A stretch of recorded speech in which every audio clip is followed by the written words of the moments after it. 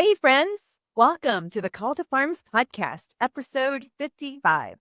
Today, we're excited to talk about this Donald J. Trump inauguration that just happened yesterday, January 20th, and talk about all of the implications of the new administration and all of the executive orders that were signed in the last 24 hours. So join in today and listen in on what we think the implications of the new administration will have an effect on the housing market in 2025. Stay tuned to hear what we have to say, the effects that it's going to have on the housing market, and be sure to register for our upcoming webinar next Friday on the 31st when we go over Home Buying 101. Well, let's get down to it. I mean, we have over 20,000 downloads, so thank you so much for listening in. And we found it fitting today to do a proper introduction of ourselves. Yeah, I don't think that we ever really did a proper introduction of ourselves because this was just started off to be a family podcast. You're right. We were just having conversations at the dinner table, and we still are. We still are. Okay. So let's go ahead and kick it off. I'm going to introduce myself. My name is Tim Ng. I'm known as the Homesteading Realtor. I'm a West Point Army combat veteran who's on a mission to help others realize the American dream. And that has transpired to growing your own food and becoming more self-sufficient. And I'm joined with my lovely wife, Sophie. Hey, friends. I'm Sophie. You may know me as Sophia Ng from Sprinkle with Soil. I'm the award-winning author of The Nourishing Asian Kitchen that I wrote in just 3 months and went on a book tour all around the world last year in 2024. I'm glad to be back, and I'm co-host of this wonderful Call to Farms podcast with my husband here. And in our off hours, we also have a real estate business and team that we run together, both in lending and in real estate sales. Yep. You say that I have the fun job of doing the shopping with my clients, and you have the difficult job. I make sure that the bills get paid. Yes. Both for our clients and for us. It's our homestead. We have closed every single deal, though, that we've worked on. And there were some very creative situations, but we've worked with all kinds of clients, all kinds of budgets. In fact, even some that use their stock options. RSUs. There you go. Unrealized RSUs. Yep. And soon to be cryptocurrency is going to be entering the lending market here. I'm a mortgage broker. I've been a mortgage broker since 2006 when I was in grad school, and you either became a Starbucks barista or you became a real estate agent. And because I love math so much, went ahead on the lending side since 2006 and have been doing real estate in both California, Tennessee. I have expanded to North Carolina and Florida as well. And I have partners in 20 other states. So if you have any questions related to financing or refinancing your home, your raw land, a commercial property, or your investment property, I would love to help you out and answer any of your questions. Yep. And we are going to be doing more of that live too next Friday. Yes. Together, we help others realize the American dream of homesteading, and we're homesteaders ourselves. That's it. Yeah. We are on 40 acres in East Tennessee, and we do dairy milk, sheep, chickens, meat birds, you name it. Turkeys and ducks. Turkeys and ducks, only because our little ones love them. Yep. We had a full garden, and this year we are downsizing the garden a little bit, but making sure that the weeds are under control. For the last 3 years, the weeds have been out of control with our large gardens. And so this year, we're going to get it right. We're going to do it right, make it clean and efficient.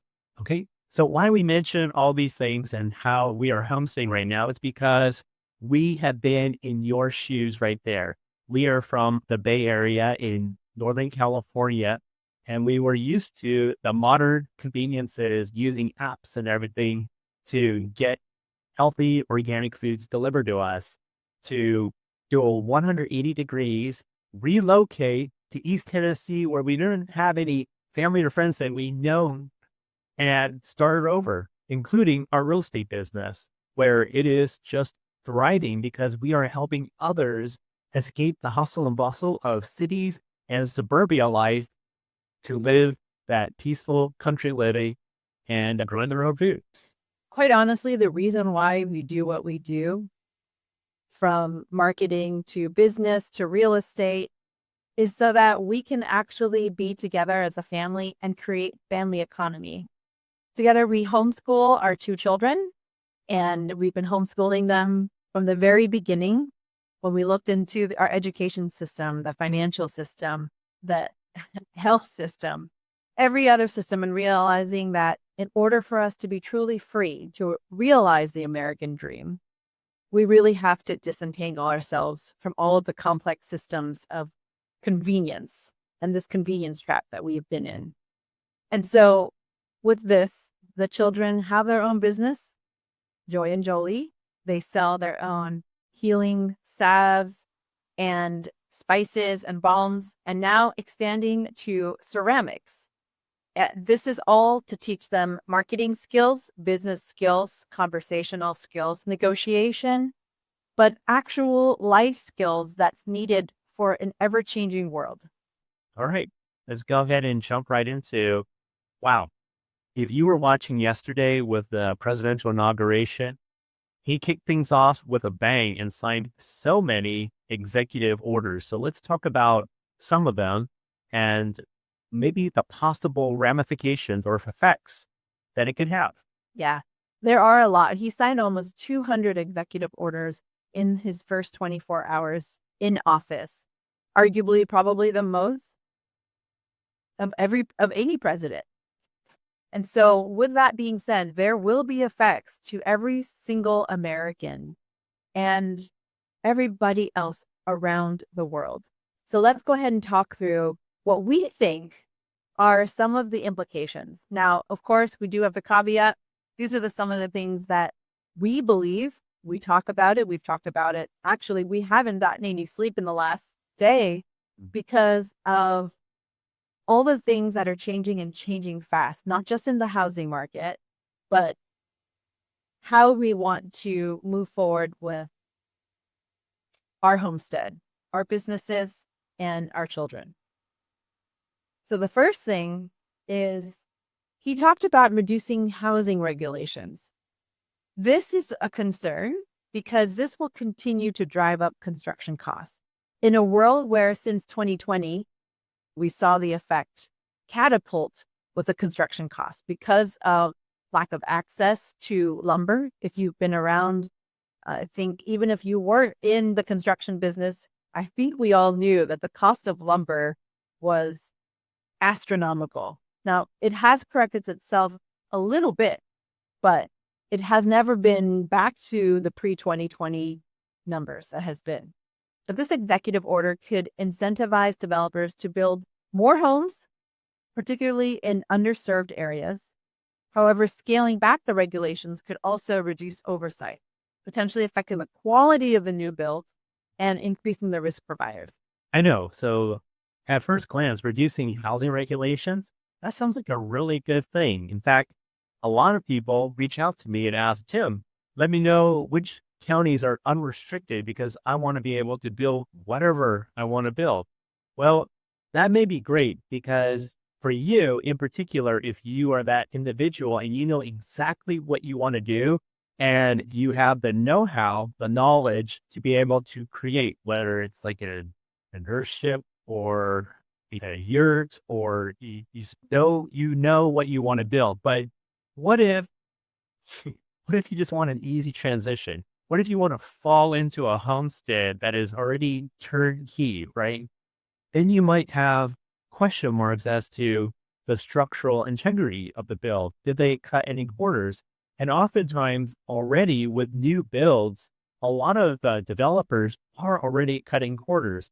And some of them, kind of have a bad rep for using cheap materials, but oftentimes you want to buy a new build because you're thinking Well, they already have a bill of warranty on there. So if something goes wrong, I'll be able to get that fixed versus buying an older home and having all these question marks of what do I need to do? Like, how am I going to maintain this home? But in reality, after selling homes for so many years, the older homes are actually the ones that were built like with quality. Well, they have proper 2x4 and 2x6, even if you're lucky. The insulation. Yeah. Right. And so, everything now is almost built with particle board because everything has been so expensive. And they use chemicals as well to cut corners. They're using chemicals to keep, for insulation so that it keeps things warmer, right? You get that art factor in, but at the same time, it could be hazardous to your health.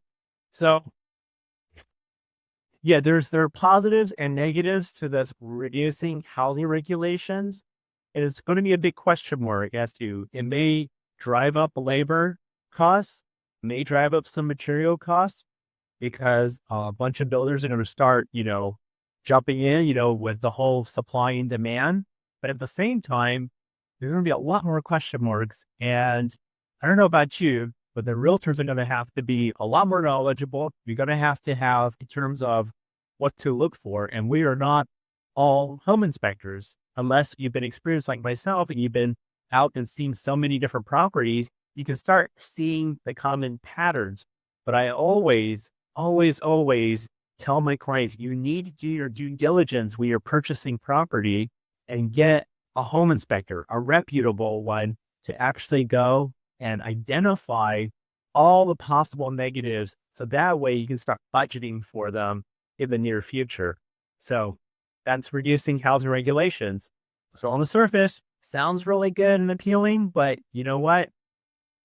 There could be some negatives to it. There's a lot of negatives to it too. In fact, to keep up with the lumber back in 2020, 21, 22, 23, the quality of the wood rooftop to a builder, Yeah, it has to be compromised. So the quality of the wood, where basically the way that we're basically just harvesting wood that grows quickly, kind of like the way that we raise our conventional meat.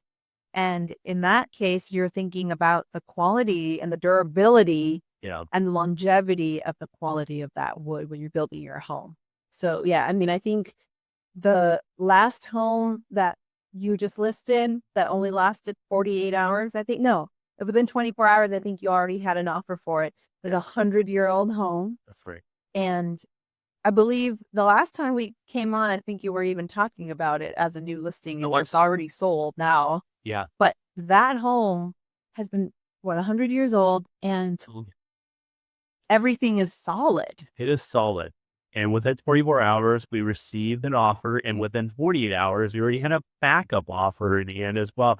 I think people are starting to come around. There, especially a lot of clients, a lot of buyers who are out there seriously looking. I mean, you can't deny the type of quality, the build, right? You're going to appreciate it. You don't want those cookie cutter homes. And if you're looking to homestead, you're going to want something that's solidly built because you're also going to be focusing a lot of your time, energy, and funds on the outdoors in getting your yard ready and getting that farm ready for that homestead, ready for your livestock, for wherever you want to grow. All right. Right. Well, I mean, so let's talk about the potential impact of that. The positive is that we will see potentially an increased housing supply, which means that home prices could stabilize in areas with high demand, such as our area. However, I do want to caveat that we aren't making more land, right? And so if you are specifically looking for a homestead to grow your food and raise your animals, I don't know if reducing these housing regulations will impact the homesteaders and those that are looking for land. This would be a positive impact for those who are looking to move to cities. Exactly. Because let's face it, when you're building new homes, they are not building new homesteads. They are building new subdivisions. And that's actually what's encouraging the majority of my clientele to give me a ring because they relocated to states and in areas where they thought were far enough from the large cities, where they had enough buffer. But lo and behold, companies like Tesla, Amazon, they started growing out and their little towns start increasing and the subdivisions start growing, or say land that's been in a family for decades and not hundreds of years, their grandchildren, great grandchildren, they don't want to take it on. They start selling portions of that land to developers. And there you go. You have subdivision. And that's not the number one. That's the number two question I am often asked by my clients is, do you know if there's going to be a future subdivision being built around here? Because we don't want any part of it. So, Yeah. yeah. Let's talk about the negative impact potentially is that developers may prioritize the profitability over the affordability. And this will leave lower income buyers with even fewer options. Mhm. All right. Number two, immigration policies. President Trump has most likely, if he hasn't already started, the ICE raids. They started today. So they've already deported illegal immigrants. So what effects does that have on the housing market? Well, not just the housing market, but costs in general. That cost, well, you're also talking about the labor market too. And so with this, there's a significant role that skilled and unskilled construction workers and laborers do for our economy. And the labor shortage would slow down the home construction.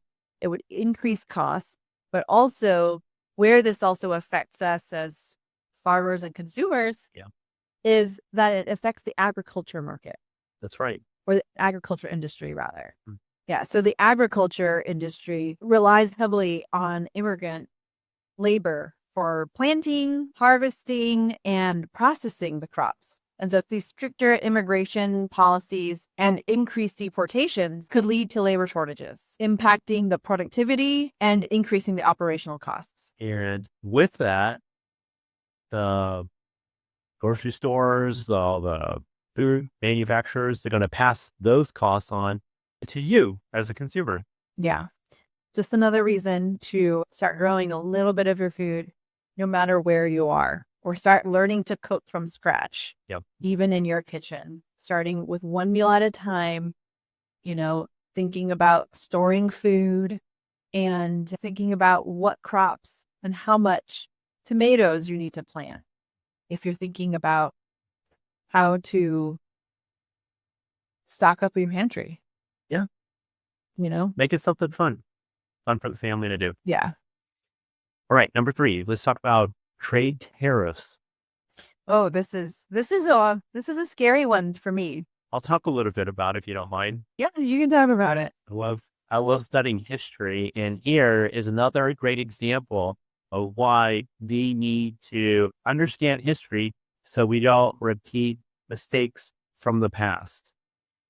Our country, on two different occasions, imposed two very large tariffs in the hopes of quelling competition from the international community and to keep all money, all like jobs here in America. The intention was good. However, the outcome is not what they intended. So the first one was the Great Tariff of 1828. This is where our country imposed a tariff on all of the international community on over 200 goods that they were importing. Now, there were mixed reviews on what happened here, but in general, it was a very negative review because it really helped the industry in the North, where after the Industrial Revolution, it helped feed all the business towards the North, where they were trying to manufacture more goods, right? And not be competing against everyone else. It really hurt those that lived in the South, which was more of an agrarian community or agrarian culture, and they relied heavily on importing goods from, say, England and from other countries. So this was uneven or unequal at the time, and it almost led our country to the Civil War. Great Depression too. Yeah, the Great Depression as well. So that was in 1930. That was the Smoot-Hawley tariff. And this was during the Great Depression.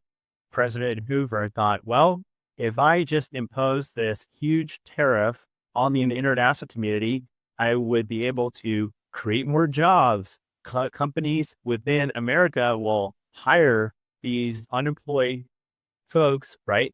Get them to work, and then we'll be able to spend money within our own country. But what that led to actually in reality is that it led to other countries imposing their own tariffs, and it drove our country deeper in the hole of this Great Depression. And what actually helped our country out of the Great Depression was getting into World War II. And so World War II happened because not because we get a tariff, but we did an oil embargo act against Japan, where we said, we're not going to sell oil to you. Then drove them nuts because they were invading China at the time. And so this was our passive aggressive way, in a way, to let them know that we didn't condone their behavior. And that led to the sneak attack, the surprise attack in Pearl Harbor. So that is what happened there. And then more recently, 1973, there was another oil embargo act because our country, the great supporter of Israel, the Arab countries that formed OPEC, they created an oil embargo act and did not want to sell oil to our country. That drove the prices of gas way up during that time. That was, I believe, during President Jimmy Carter's reign. And that is what affected also the automobile industry, because people didn't want to buy cars and trucks and whatnot. They couldn't pay for the gas, right? It's nighttime. Yeah. I love you. I love you. Oh, anyway. No, it's so interesting. I love that you have all of this knowledge and background history on that, because it's really important.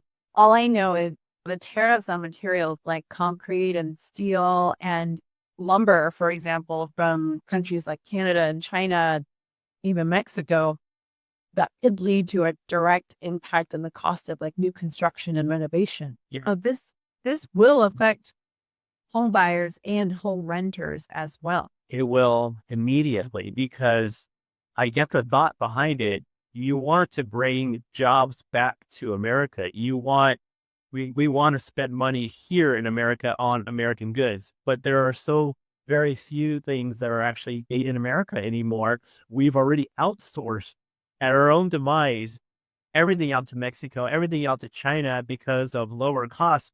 But placing a tariff, like a huge tariff right now, is not going to overnight jumpstart American companies where they're just going to build those factories and employ all these workers and we're going to get back to work. I mean, there's also, sorry to say, like, there's no work ethic with like the next generation. Like, people were being paid not to work, right? And this is not to our listeners. Our listeners are the ones that want to homestead, want to roll up their sleeves, and they are gritty. If you're listening in, you want to get to work, you want to grow your own food. But I'm saying there's a lot of people out there who don't want to do the work. So by doing this, imposing this tariff, I think is going to hurt more, and it's going to definitely more immediately drive up the costs. Well, yeah. I mean, these companies are now going to have to pass on the cost to the consumer. Yeah. Right. So you and me. And that's something that, we had to think about too. We were thinking, I was asking you, like, is there anything that is made outside the country that we absolutely need to get now? Yeah. Because those are things where I'm like, Trump said that February 1st was going to be when he was going to start implementing I think 25% tariff. That's right. And I was waiting 6 months for a tractor part to come from South Korea. Well, I guess now we're going to have to use our ingenuity, do 3D printing, or I don't know. We're going to get creative. Like, housing prices, property prices are already high. We don't want it to be more unattainable for people. Yeah. So, I mean, the positive to all of this is, yes, there's the encouragement of domestic production might actually stabilize material costs.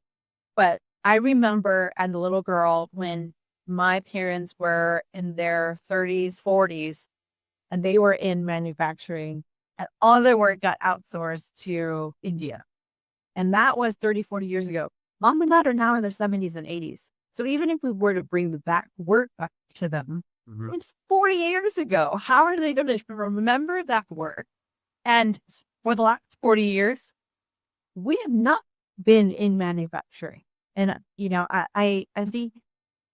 I think there's an ideal world, and I think there's also a realistic view of what impact this could have. And in the world of technology and how things have moved so fast, I think that we have become less and less dependent on bringing or less of a focus of bringing manufacturing to the U.S. It's not only just manufacturing, industry that's being affected. I speak with my team of painters, electricians, plumbers, and they're telling me that good help is hard to find. They're trying to hire because they're super busy. I have clients that come in and they want to renovate their homes or they want to build homes from scratch. There is plenty of work to be done, but not enough skilled labor and those who are experienced and experts to be able to do it. I have handymen that want to grow out their businesses and they can't even hire people. In fact, we had someone help us as a fencer, right? And he's telling me that he does fencing every single day and he's having difficulty just having an extra man or two be there with them. And he would pound as many posts and match whatever they can do in a day. So it's not like they're sitting back and making them do all the work, but there is a problem here. People are not, the young generation, I'm just like, sound like an old geezer now, are not wanting to do the work. Some are, and they're, some are being super brilliant, but in general, I'm just saying the whole hard skilled labor getting is hard to. Yeah, that's So right. that is a fact. I don't think that you're speaking out of turn there. I think from every industry that we touch, we've been asking that since 2020. When it really became apparent to us. Obviously, it's been over generations. There was huge degradation over generations, but having skilled labor, hard, good work ethic is really hard to find. So, but I know I talked about the positives, trying to talk about the positive here. The positives would be just the intention behind it. So hopefully it will help us get out of the inflation and help bring more jobs back to America and hope, and give and gainfully employ more of our, citizens to work. But I don't know that will really come to fruition. Well, time will tell. We will see. I think that there will have to be additional incentives for corporations to bring back the work. Yeah. That is just, it's not an easy problem to solve. It's not. No. Okay. Mortgage rate volatility. There you go. Your wheelhouse. Well, let's see. While mortgage rates are not directly tied to executive orders, Trump's broader economic policies could influence the Federal Reserve's decisions on interest rates. Now, there's a whole debate on whether we should even have the Federal Reserve, but clearly the Federal Reserve has not been the stand-in. And so with this, higher inflation or a fiscal stimulus could prompt the Fed to actually raise the rates even further, leading to more expensive mortgages. We're talking, we're already at 6.5% right now, still 7%. And it is down from 8.5% from last October, but not significantly enough. No. And so, the positive is buyers who are now able to act, I would say act early.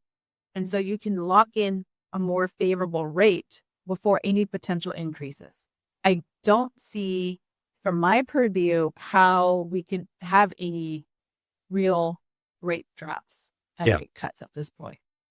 Exactly what you said. I mean, personally firsthand saw that buying did slow down towards the end of last year, actually from the summer to the end of 2024, buyers did slow down. Even in cities like Knoxville, it started slowing down because of the high interest rates. They wanted to see what was going to happen. Those cash was king. So it was cash buyers that were coming in and getting a good deal and being able to negotiate down prices. So since the beginning of January, though, I've had a lot of clients that are seriously coming out here. They're actually making the travels coming out here. And wow, because we are at 9 degrees right now, but there are some serious folks that are coming, making that travel to recon the area, to start touring the communities that are actually seriously looking into purchasing their homesteads now. So it is exciting. They are taking like our advice to heart because we don't know. We don't have a crystal ball as to what the mortgage rate is going to do, if it's going to go up or down, but it is lower than it was before. But the key is that you need to find that right property. And when you find that right property, you just need to act on it. I think what was unique from last summer to end of November last year, 2024, was that people were becoming really, really anxious Yeah. over the elections. I think that was an anomaly. But since January 6th, the inauguration, like people are realizing that change needs to happen now. And in fact, we just had a phone call with clients that we met at the Farmer You Live conference back in April last year in Asheville. And what's interesting is people are realizing that, okay, a lot of them have already put their house on the market, have already sold, and so they're now ready to get into that multi-generational home. Right. But like I've said before, my encouragement is to just remember the fact that you marry the home and you date the rate. Because since last October, we're talking about 8.5%. No, sorry, 2 Octobers ago, 8.5%. And now it went down to like 7.5%, and then 6.5%. And now it's back up to sevens again.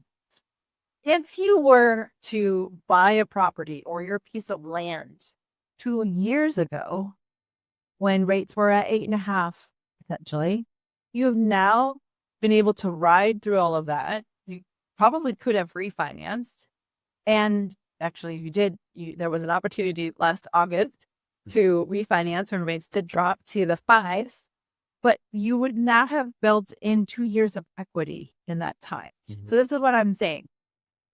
Do not wait. The rates will be where they will be.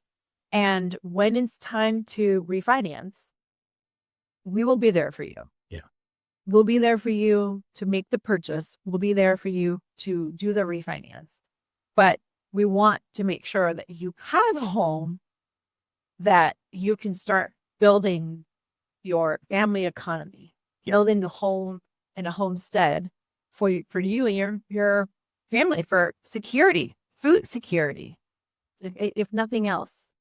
Yeah. When you work with us, we grow our business through referrals. We want to make sure you actually enjoy the process and that you trust us and that you feel confident in the process itself. So when we recommend property or walk the property with you, I'm looking at it in the lens of, would I buy this property? Is this a sound purchase to make? Because we don't know what the future holds. Maybe you're going to change your, your job, your career, or change your mind in 3 to 5 years. Would you be able to still make money on this property? Is it located in a great area? Does it have natural resources on the land? Does it have things that would appeal to other people where it won't sit in the market for a long time? I always think about these things because we don't know if what we're purchasing is going to be our forever home. It oftentimes is not going to be your forever home. And so that is why I'm mentioning this to you, because when we work with our clients, it's not just transactional. We're not just trying to get you in or trying to fit you into a property and just you figure it out. No, we want to walk in step with you, guide you through this process, and show you, just demystify it for you that you should be able to have your own homestead and make it your own. You don't have to have a lot of land. We work with everyone with all kinds of budgets. So I just wanted to reiterate that. Yeah, no, that's a really good point. All right. So there's been a lot of changes so far, but nothing conclusive yet. But we wanted to just get on here and just give you our input, just some thoughts as to, well, what could be coming down the pipe, because we always want to try to stay ahead of it. We want to be able to put as much information out there to make sure that our clients are in the know, and for you, our listeners, to know what's coming. Right. Yep. So what we're going to start doing is doing monthly workshops for all of our online listeners here. And so we're going to have our first one January 31st. And we have a page where you can go to register. It'll be down in the link below. Yep.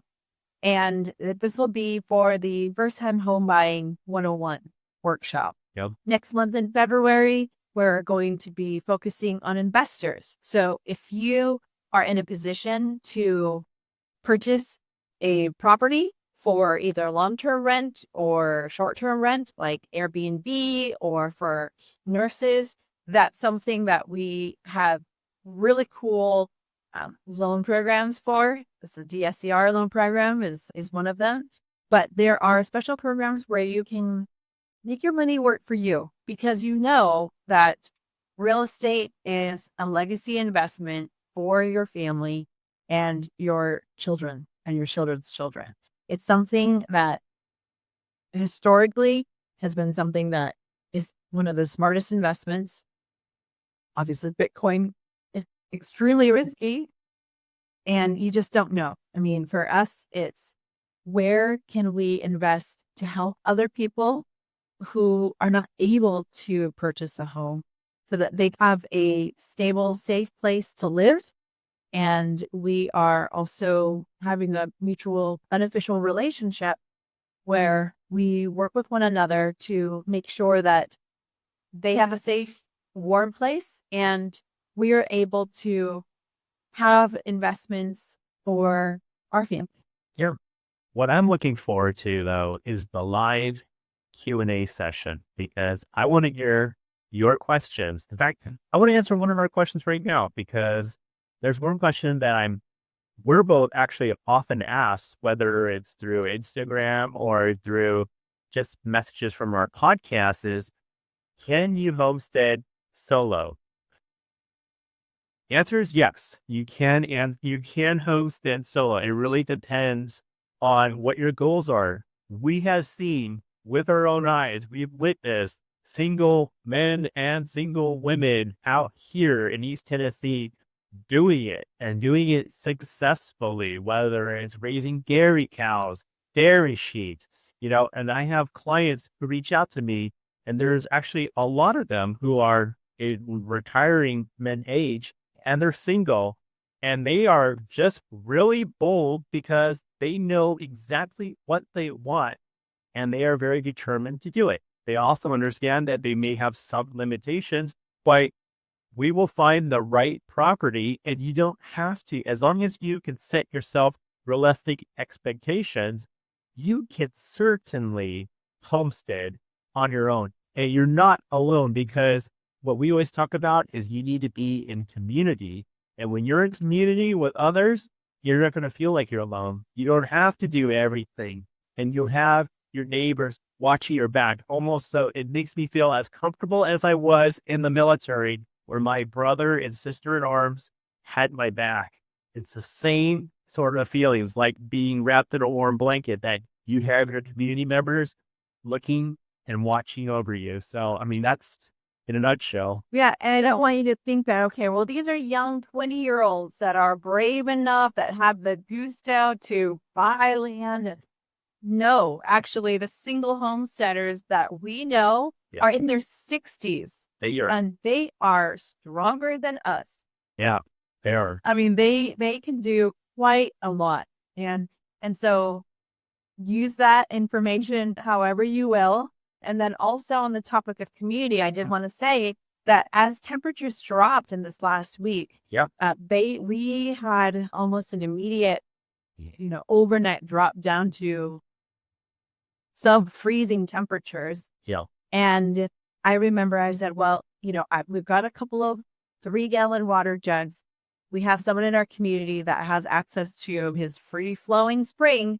And I asked him, it was late at night. I think it was like 6 p.m. And I said, hey, do you mind? I know temperatures are dropping. I'm sorry I didn't think about this before, but could we fill up some of our water jugs to just put in the garage? So just in case the power, the electricity comes out, it would just make our lives a little bit easier just to have extra water, because with the move, we've actually gotten rid of a lot of our water bottles. We moved away from plastic. But so we went in, we brought some dinner over for him. I mean, again, this is the beauty of being within communities where you can help one another and share with whatever you have. Yeah. And our neighbors across the way, just this last week, we knew that 2 sets of them were sick. So we made a large batch of our free range organic fed chicken, and I made chicken noodle soup, American chicken noodle soup, not the pho. Yeah. Vietnamese chicken noodle soup. It was really good. And it was great. I gave everybody, 2 families, the 2 quarts each. I made sourdough focaccia and some pumpkin bread. And we gave our other neighbor some Vietnamese yogurt and some fermented veggies. So she actually loved it and she wanted to learn more about it. And so I'm like, here you go. And when we talk about community, this is what's important to us. And also food is my love language, if you haven't figured that out already. Yeah. That, one of the things is just like, this is how I like to take care of our people, is through gifting food. It was such a small gesture, but it was so timely and much needed for those 2 families, because they both had a spouse that was sick at the time too, because of whatever was, going around. But yeah, the power of community, we can't harp on it enough. It's something that, and even just brain sharing too. What I love is that no matter the age, there's always something that you can contribute. Like whether it's just knowledge or skills or, labor, right? Because we even learned to, okay, we want to have redundancy, we want to back up. What if the power goes out? How are we going to heat? And so like another idea was to have, propane heaters and things like that. It's like, okay, something that may not have jogged our memory. It was like, okay, yeah, that's something we should do as well. But when you're a community, you're looking out for one another. Everyone wants to see each other succeed so that you can remain, independent and be able to take care of your loved ones. So yeah, great example. Thanks for sharing. We really appreciate you for listening in. We hope that you took some tidbits away from the current state of the housing market and what is to come. We hope that you join us in our upcoming webinar. It'll be our first webinar. It's Home Buying 101. But on that webinar, we hope to answer any questions that you may have. Sophie's going to be on there to answer any lending questions, which I feel is probably the most important thing that you do, is make sure that you are qualified and that you can set your expectations to where you know exactly what you can afford. And then it's up to me to figure out like, okay, what areas and what type of property we can get you into. And as I mentioned, oftentimes you're not looking at your forever home, but it might be a stepping stone, and finding one that's going to help build equity so that you earn money when you do sell it or possibly rent it out. I will help you and walk you through all the different options, which is why we also do an investment webinar in the following months. So we really hope that you can join us. The only other time we do talk about this is actually on stage at homesteading conferences. So this is a very special event, and we definitely welcome you to be there. We can't wait to see and hear from you. Thank you so much for joining us tonight. Again, what would be so helpful and what we would love your support with is just hitting that subscribe button and also sharing this episode with your family and friends who you think might benefit from this information, especially in thinking about how to plan strategically for 2025 for your home, for your family, and what the implications of the new administration will have onto the housing market and ultimately your family. So thank you again for joining us, and we look forward to speaking to you next week. Bye. Bye.